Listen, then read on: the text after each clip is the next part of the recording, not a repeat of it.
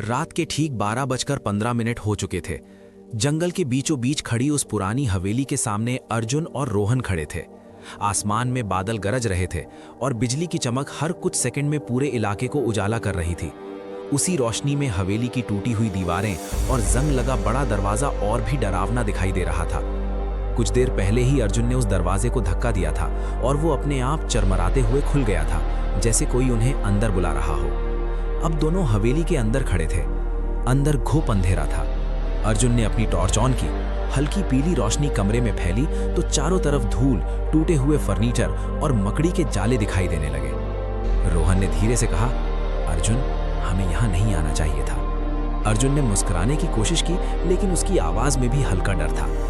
अरे डर मत, बस एक पुरानी हवेली है। इतना कहते ही अचानक पीछे का दरवाजा धड़ाम से बंद हो गया। दोनों चौंक गए। रोहन घबराकर पीछे भागा और दरवाजा खोलने की कोशिश करने लगा, लेकिन दरवाजा जैसे पत्थर का बन चुका था।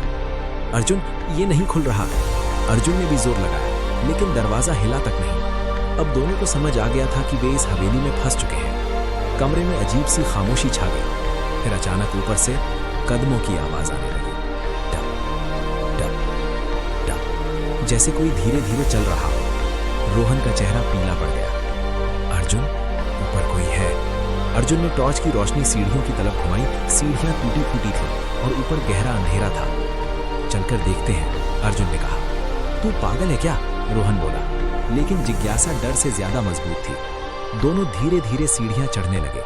हर कदम के साथ सीढ़ियां चर चर की आवाज कर रही थी। जैसे ही वे ऊपर पहुंचे, उनके सामने एक लंबा गलियारा था। दोनों तरफ कई पुराने दरवाजे लगे हुए थे।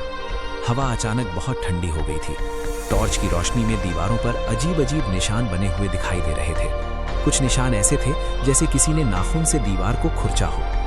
रोहन ने डरते हुए कहा, अर्जुन, ये निशान किसके हैं? अर्जुन कुछ बोल ही रहा था कि अचानक गलियारे के आखिर में एक दरवाजा अपने आप खुलने लगा।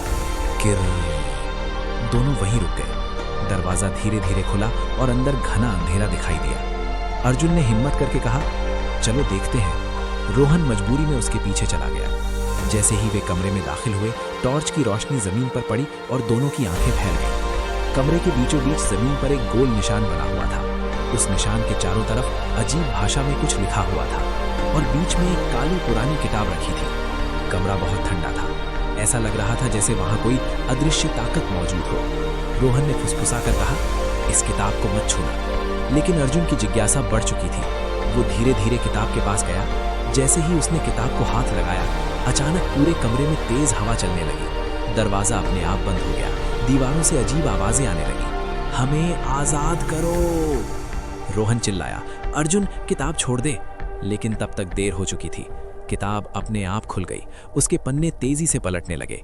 फिर अचानक एक पन्ने पर रुक गए। उस पर लाल स्याही से लिखा था, जो इस किताब को खोलता है वो नरक का दरवाजा खोल देता है।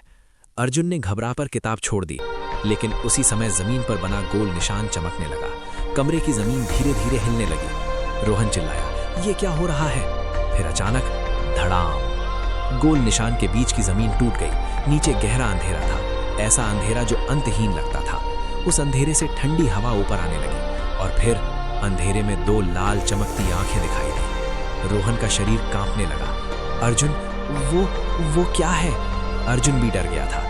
अंधेरे से धीरे धीरे एक परछाई ऊपर आने लगी। वो कोई इंसान नहीं था। उसका शरीर लंबा और टेढ़ा मेढ़ा था। आंखें लाल थीं और उसकी आवाज बहुत भारी थी। कई सालों बाद किसी ने दरवाजा खोला है। अर्जुन और रोहन पीछे हटने लगे। वो डरावनी चीज धीरे धीरे ऊपर आई। उसने कहा, अब तुम दोनों यहां से कभी नहीं जा पाओगे। इतना कहते ही हवेली की सारी खिड़कियां जोर जोर से हिलने लगी। हवा तूफान की तरह चलने लगी। अचानक गलियारे से कई परछाइयां कमरे की तरफ आने लगी, जैसे बहुत सारी आत्माएं जाग गई हो। रोहन ने